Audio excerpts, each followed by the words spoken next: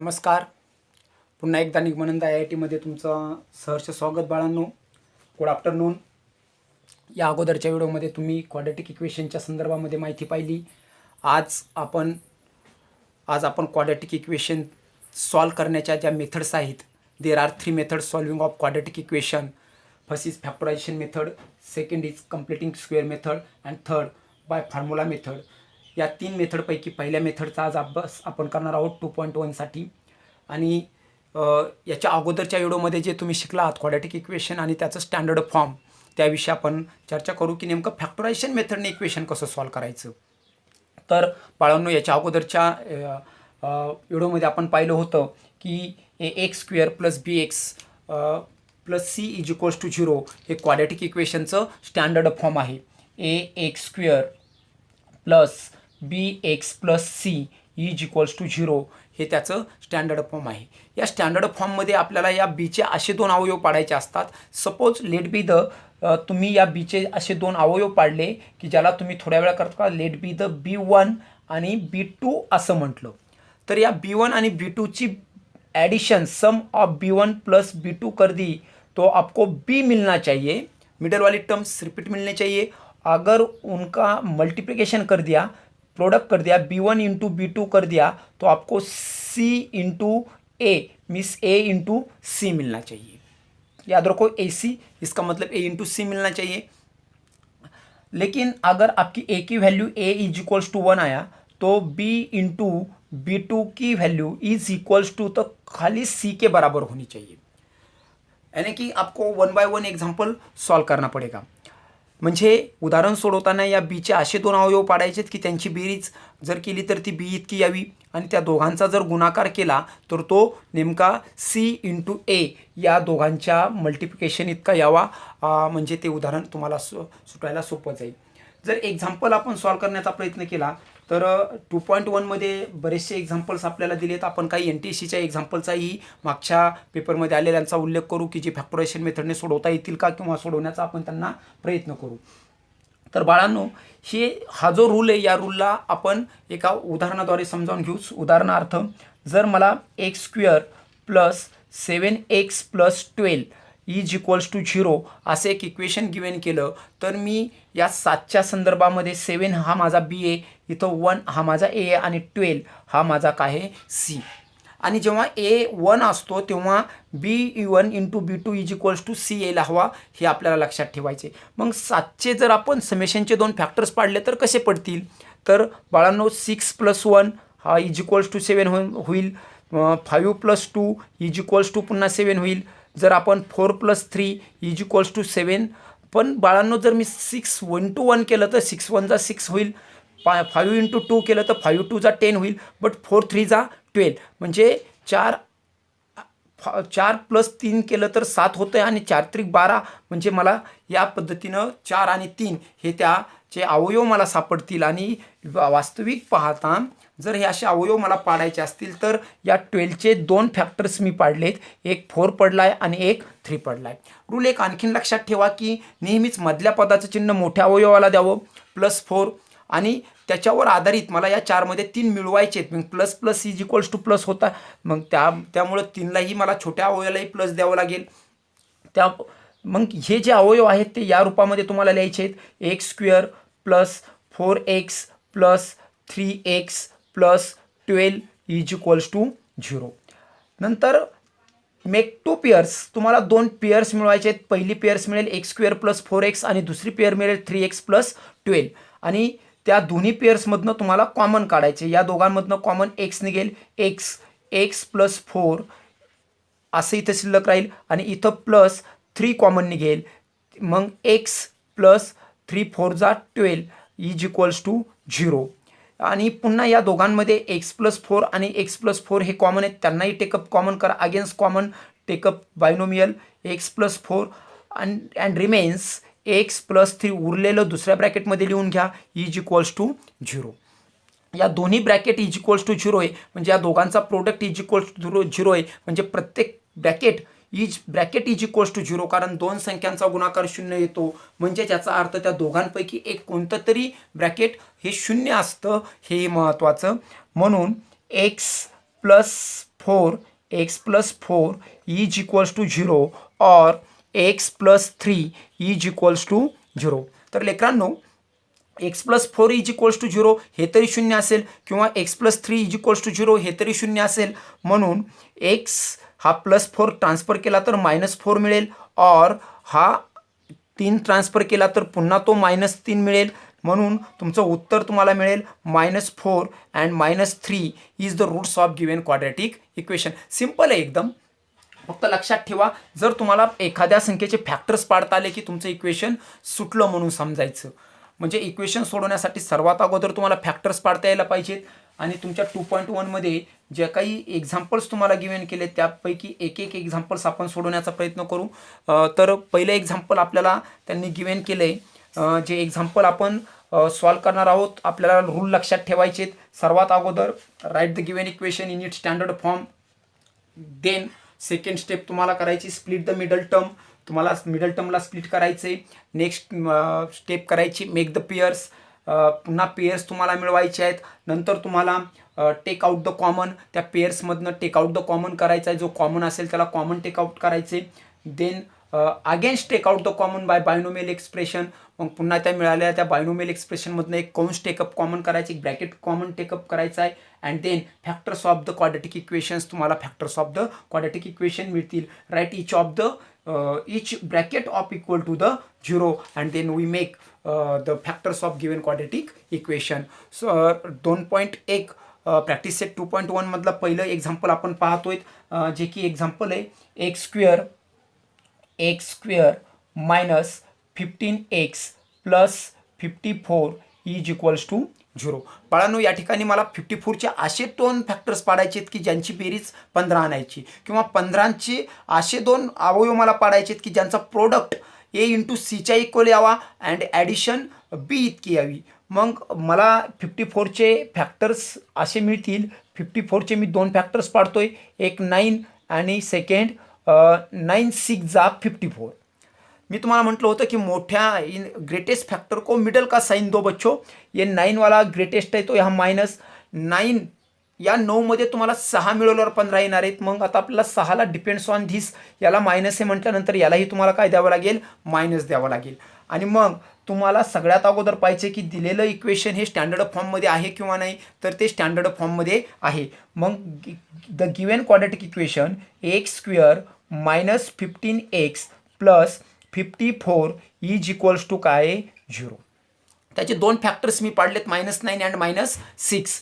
That is X square minus 9x minus 6x plus 54 is equals to 0. -9x minus 6x minus minus plus 9 plus 6 15. म्हणजेच मी middle टर्मला split केलं. आता मला पुन्हा make the 2 pairs. मला 2 pairs मिळवायचे आहेत. एक्स स्क्वेअर मायनस 9x एक पेयर मिळाली आणि -6x प्लस 15 एक पेयर मिळाली. या दोघांमधनं मी कॉमन टेकअप करतोय. इथं कॉमन मिळेल x मायनस 9 आणि इथं कॉमन मिळेल 6. हे मायनस प्लस मायनस होईल. हा x मायनस प्लस मायनस 6 9 जा 54 is equals to 0. Again take up the common in binomial expression. x minus 9 is common. x minus 9 remains आपके पास बचा है x minus 6 is equals to 0.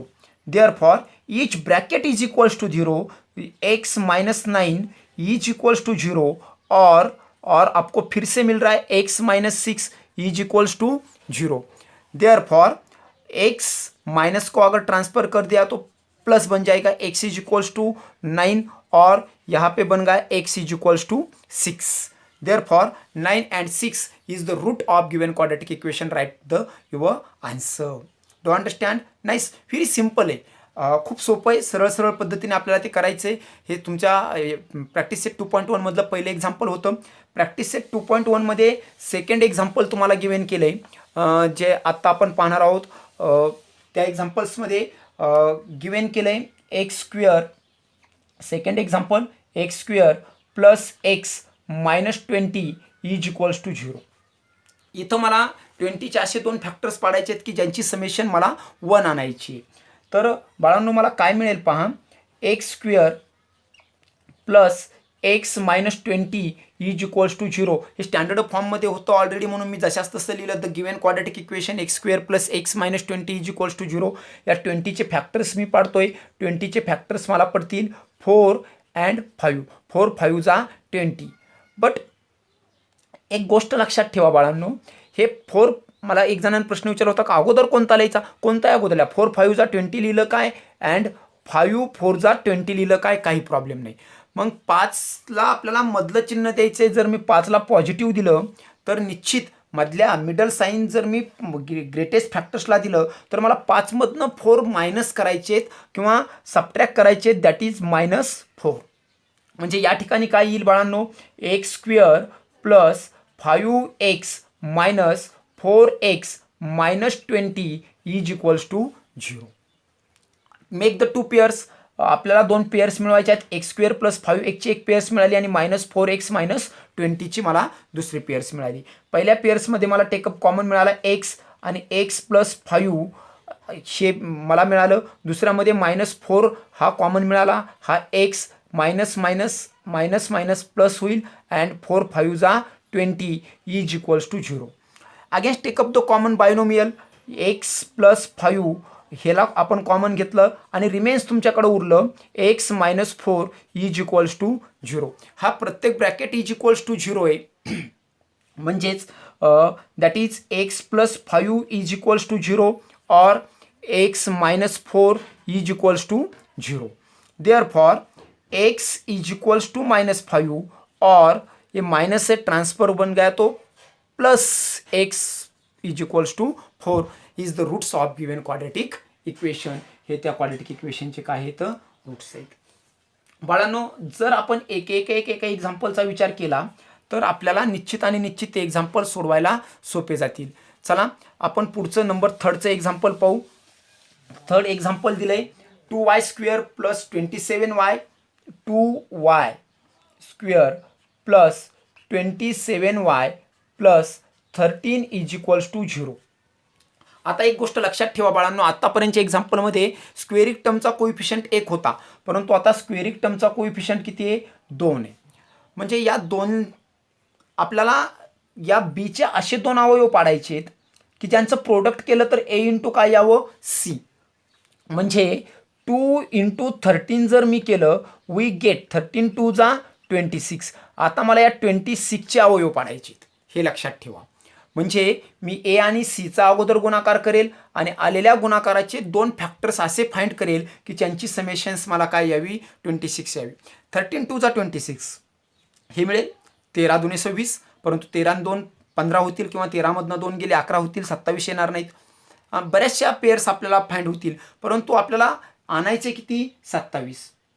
मग 27 आणायचे आहे ना, तर एकच ऑप्शन तुमच्या समोर आहे, 26 1 26, 26 आणि 1 27. मग मोठ्या संख्येला मधलं प्लसचं साईन दिलं तर 26मध्ये तुम्ही 1 ॲड करणार आहेत, म्हणून दोघांनाही प्लस प्लस. तर हे फॅक्टर्स आपण कसे लिहितोय पहा.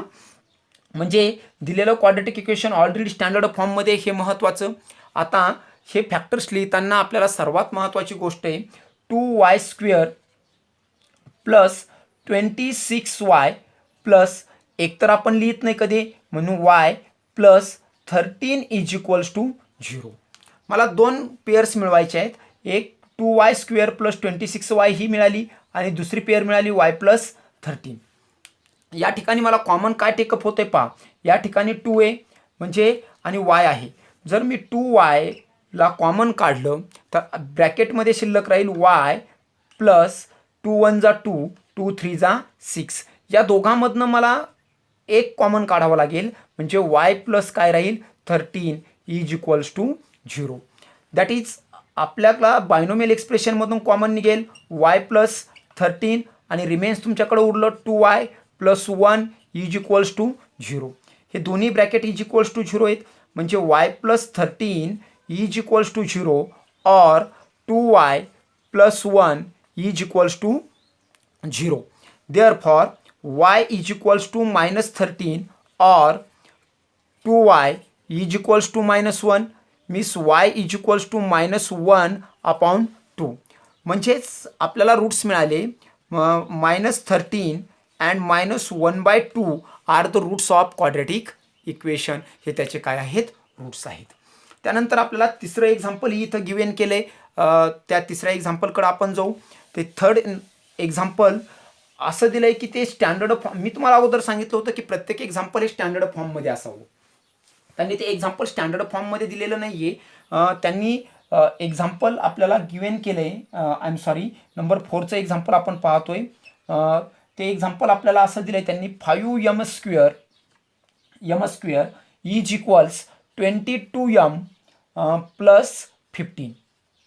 बाळांनो, सर्वात अगोदर दिलेलं इक्वेशन हे स्टँडर्ड फॉर्ममध्ये लिहायचं आहे आणि मग then the given quadratic equation we write up the first standard form 5m square हे प्लस 22m आहे. चेंज साईड्स ट्रान्सफर जर केलं तर मायनस काय होईल, 22m हे प्लस आहे, पुन्हा मायनस झालं तर 15 इज इक्वल्स टू 0. आता मला काय करायचे बाळांनो, ए आणि सीचा गुणाकार करायचा आहे. ए आणि सीचा गुणाकार 15 5 मीन्स 15 इंटू 5 केलं इज इक्वल्स टू काय मिळणार आहे मला, 75. आणि या 75चे मला 2 फॅक्टर्स पाडायचे आहेत. काय फॅक्टर्स पडतील मला 75चे, की ज्यांची ॲडिशन मला किती आणायची आहे, 22 आणायची आहे. मग 75चे जर मी फॅक्टर्स पाडले तर 25 3 जा 75 आणि 22 25मधनं 3 वजा केले तर 22 उरतील. Therefore 5m square minus 25m plus 3m minus 15 is equals to 0. मी काय केलं बाळांनो, लक्षात ठेवा, या 5चा आणि 15चा गुणाकार केला जो की मला 75 मिळाला आणि 75चे मी फॅक्टर्स पाडले 25 अँड 3. 25मधनं 3 सबट्रॅक्ट केलं तर मला किती मिळतं, 22. आता यांच्यामधनं टेकअप कॉमन करायचे, फर्स्ट या दोघांमधनं आणि सेकंड या दोघांमधनं. कॉमन टेकअप केल्यानंतर जे ब्रॅकेट्स तुम्हाला मिळतात ना बाळांनो, ते सेम असायला हवे, ते लक्षात ठेवा. या ठिकाणी 5mला आपण कॉमन टेकअप करू, आतमध्ये राहील m मायनस 5 आणि या ठिकाणी प्लस 3ला आपण कॉमन टेकअप करू, इथं मिळेल m minus 5 is equals to 0. चला या दोघांमधनं बायनोमियलमधनं m मायनस 5 कॉमनमधला एक ब्रॅकेट कॉमन काढू, m मायनस 5 आणि सेकंड ब्रॅकेट आपल्याकडे मिळेल 5m plus 3 is equals to 0. Each bracket is equals to the 0. Therefore m minus 5 is equals to 0 और 5m plus 3 is equals to 0. Therefore m is equals to 5 और m is equals to -3/5. Direct करतोय, अगोदर 3ला transfer केलं, plus 3 transfer झाल्यानंतर minus होईल, 5 multiply change झाल्यानंतर divide होईल. Therefore 5 and -3 upon 5 are the roots of given quadratic equation. हे उदाहरण आहेत. आपण एक्झाम्पल नंबर 5 नेक्स्ट व्हिडिओमध्ये पाहू. छोटे छोटे व्हिडिओ तयार करावे लागत आहेत. दुसऱ्या व्हिडिओमध्ये आपण 5व्या एक्झाम्पलचा विचार करू आणि नंतर काही NTCचे एक्झाम्पलही पाहू एक्झरसाइज सॉल्व झाल्यानंतर. थँक्यू. प्रत्येकाने व्हिडिओ पहा आणि समजावून घ्या.